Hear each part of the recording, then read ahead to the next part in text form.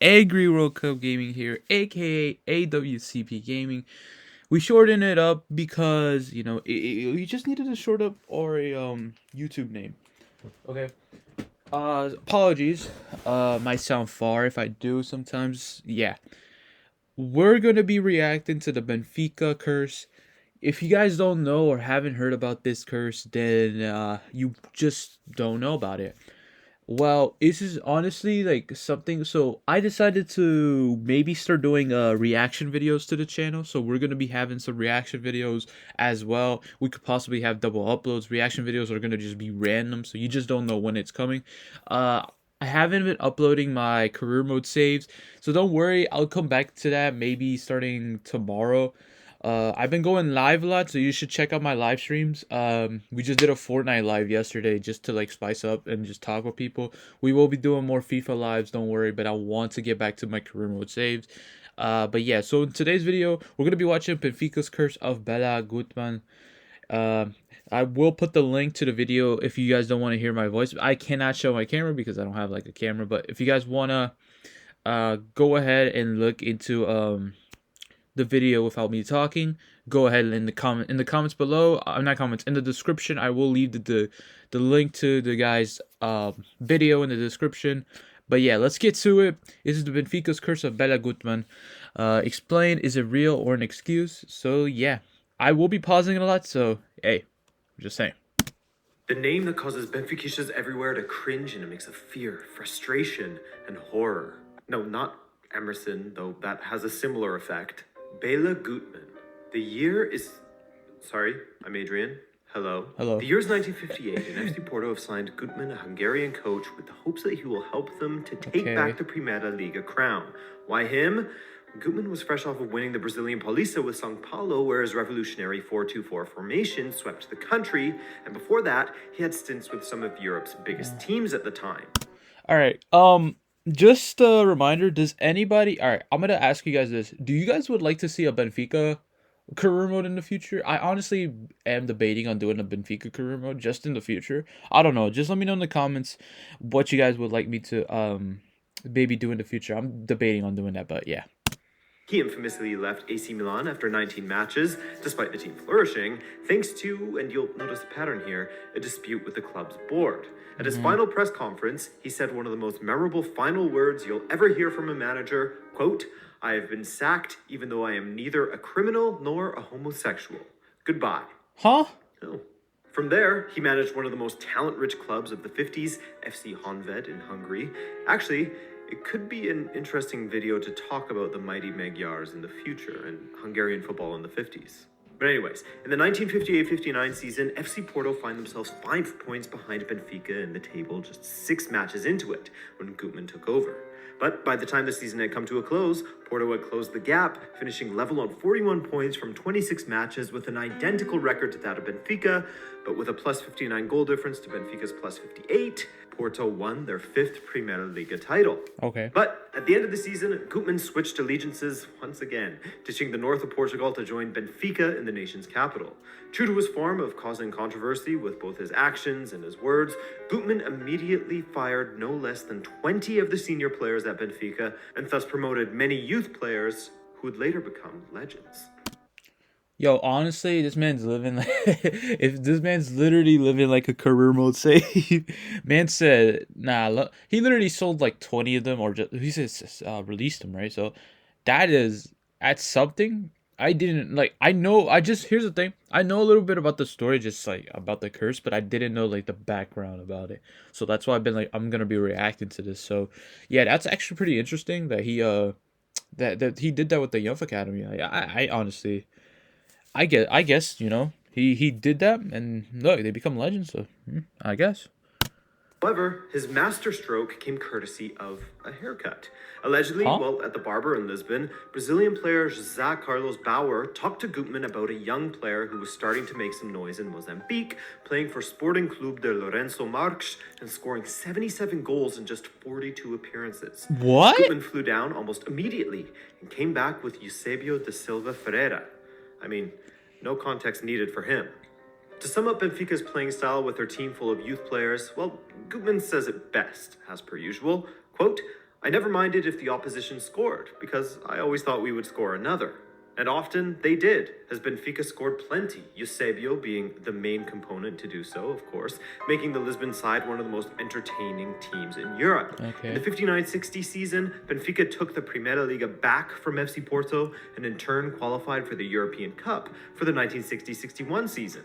Winning the league once again and making it all the way to the European Cup final, Benfica defeated Barcelona 3-2 thanks to a Mario Coluna volley in the 55th minute. Okay. Coluna, by the way, had broken his nose just 8 minutes into the match, but carried on. No subs at this time. My man's this guy. I don't know who, but you are a soldier for that, bro. You are a goddamn soldier for that. You are a soldier for that. In the 61-62 season, they failed to win the league, won the Portuguese Cup, and again made the European Cup final, this time taking on the giants, Real Madrid. Benfica found themselves 3-2 down at the half, but a 20-minute blitz saw Coluna and Eusebio put Benfica ahead 5-3 to win their second consecutive European Cup. After Real Madrid had won 5 titles in a row, with Benfica winning 2 consecutively, the defeat of Los Blancos felt like a changing of the guard, with many thinking that this young and extremely talented Benfica team could go on to have a European dynasty of their own under Guttmann. And Guttmann, well, he figured as much as well, so he promptly went to the Benfica board and asked their new president, Antonio Carlos Fezes Vital, for a bonus, or a pay rise. Vital turned him down, allegedly stating that nowhere in his contract did it state that he was entitled to a bonus or an increase in pay. Well, as we know, Guttmann isn't afraid of leaving clubs, very much a my way or the highway man, and apparently he stormed out of the meeting, stating to the president and the board that, quote, "Not in 100 years from now will Benfica ever be a European champion." Okay, this dude literally got mad over not getting a pay rise. Well, number one, the president should have actually just gave him that pay rise, dude, for real, because like he got him 2 Champions Leagues. Like, come on, dude. And that, like, Mr. Guttmann over here, I don't know how to explain it, but like, man's just he stormed out, and I don't even know what to say really, because that's just crazy. Like, it is really crazy. But yeah, let's just continue with the video. Yeah. A very bold statement to make, and one of which some former players that played under Guttmann at the time say is inaccurate, and that he actually said that they wouldn't win for 30 years, and that the no wins for 100 years aspect has been massively exaggerated by the media. But that aside, let's take a look at how Benfica has fared in the European finals that have followed Guttmann's exit. Benfica was still a great team without him, and still employed the system that he had used in their 63 European Cup campaign. In the final, they faced off against AC Milan, and thanks to Coluna going down injured, there were no substitutes at this time, remember, Benfica played with 1 less man and lost 2-1. Prior to this final, Guttmann himself actually backed Benfica to defeat AC Milan, as you Portuguese readers can see here. Go ahead and hit pause. I can't read that. In 1965, they made the final once again, this time against Inter Milan. In the 43rd minute, what would have been an easy save for Benfica keeper Costa Pereira almost comedically trickled through his legs and across the line. That was the winner, and Benfica lose again. 3 years later, in 1968, Benfica was once again in the final, their 5th of the decade, facing a legendary Manchester United side. With the match tied at 1-1 near the 90-minute mark, Eusebio broke in all alone, and you would have bet your life on him scoring. But United keeper Alex Stepney made a fantastic save, and extra time was needed. In extra time, Benfica were completely shocked, and 3 goals in 7 minutes gave United the 4-1 win. The curse was 3 for 3, or the alleged curse. Next up, the 1988 final against PSV, 2 decades later, but 20 years hadn't saved Benfica from the alleged curse, nor Guttmann's death in 1981, as after 90 minutes and extra time, Benfica lost in the shootout 6-5. 1990, once again against AC Milan, this time facing their famous immortal side that boasted some legendary players. This time, the final was to be played in Vienna, Austria, where Guttmann had been buried after his death. Out of desperation, Eusebio apparently went to the grave of his former coach and begged for forgiveness on behalf of the club. It didn't work, the Immortals were victorious, and Benfica lost yet another European Cup final, 1-0. So, that's 5 European finals and 5 losses for Benfica since the alleged curse was laid upon them by Béla Guttmann. But Benfica's terrible European finals form stretches into the UEFA Cup or Europa League as well. Wait, hold on. He said Europa League. Okay. Um. So, okay. So he said that he died around 1981, right? That's honestly like bro. For real though, that's actually like the guy who actually I forgot who asked for forgiveness, but like, yo, that's honestly like wow, like for real, like that. I don't know what to really say about that because the man literally just said he asked for forgiveness and then no forgiveness, of course, but man's okay. So this all started because he didn't get a pay raise, which is the most dumbest crap I've ever heard in my life. No offense, but that was the most dumbest things. Like he left because of a pay raise. No, bro. This all started because of one little pay raise. This would have never happened if he never asked for one or he basically got it. I'm just saying. Bro. Let's just continue, though. Back in 1983, Benfica took on Anderlecht in the UEFA Cup final, back when there was still 2 legs in the final. They lost the first leg and Anderlecht 1-0, and the second leg, Benfica took the lead in this 32nd minute to level it on aggregate, but 6 minutes later they conceded what was the eventual winner for Anderlecht, another European final lost. Then, the Europa League finals, the ones that I actually got to witness on TV. Lucky me. The 2012-13 season saw Benfica make the final against Rafa Benitez's Chelsea, and after an extremely tight game, Branislav Ivanovic's looping header in the 93rd minute gave Chelsea the winner right at the death. Oh, come on. Okay, first off, it's Chelsea. Come on. Seriously? It's Chelsea. Right before extra time. The following season, Benfica found themselves in the final of the Europa League once again, it's Sevilla. Sevilla never loses a... They have never lost a Europa League final. They are literally undefeated in Europa League. So. Again, and after being the better side against Sevilla, they couldn't find a winner. Extra time came, same story. Then the shootout, and with some controversy surrounding Sevilla keeper Beto aside, Benfica lost once again in a shootout, their 8th European final lost in a row. So, the alleged curse of Béla Guttmann, at least so far, is undefeated. Some think that there is simply a fear factor that comes into play for Benfica. While the curse isn't likely real, the more that time went on with Benfica failing to win, the more that people believed in it, and the more power it would have over the psyche of the Benfica players and their inability to get it over the line.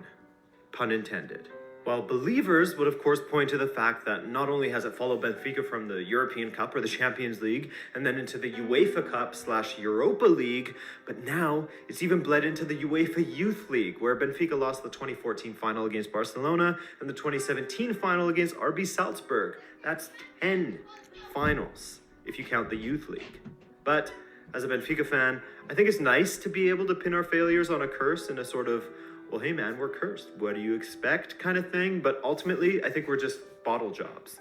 But if we really are cursed, then we've already completed 57 years. So here's to another 43. Thanks for watching, guys. I hope you enjoyed this. It's fun looking at the curses on different teams. And I gotta say a big thank you to my man, Azeit the Benfiquista on Twitter for helping me with the research on this. If you're a Benfiquista on Twitter, then you must follow this guy. He's essential, and the glow up is real, man. He just hit like 1K followers in under a year. So jump on it. Thanks again, guys. I'm Adrian. Take care. Okay, he did say something about he has other teams as well. Like he's done some other videos, so we might look into those a little bit later or maybe another day. But yo, good video though. Guys, you should check it out. Check out his video. Give him a sub. I honestly enjoyed it. But yeah, it's really interesting. This whole Benfica thing. Now, I think is it real or is it an excuse or is it a curse? It's not. Is it real or not? I honestly don't think it's real. Possibly. Well, at the same time, I could say it's real because like how many? It's been 57 years. But you never know. You never know because let's say this year in the Champions League, bro. If Benfica wins the whole thing, bro, I honestly kind of want Benfica to win the whole thing. I even told everyone else Benfica's gonna win the Champions League this year. If it happens, it happens. But I would love to see the curse, or to prove there is no curse. All right. But yeah, that's gonna wrap up today's video, guys. If you enjoyed this reaction video, go ahead and leave a like, a sub. That'd be so helpful if you're new around here to the channel. Let me know in the comments below if you guys have anything to react. Let me know. I'll look into it. I do have a couple videos already because of my live stream. We have a couple videos ready for reaction, so those should be out like around these days. But this is gonna kick off my reacting. And yeah, anyways, guys, thank you guys for watching. Don't forget to like, share, subscribe, be a part of Angry Nation, and yeah, I'll see you guys in the next one. Peace out. Bye.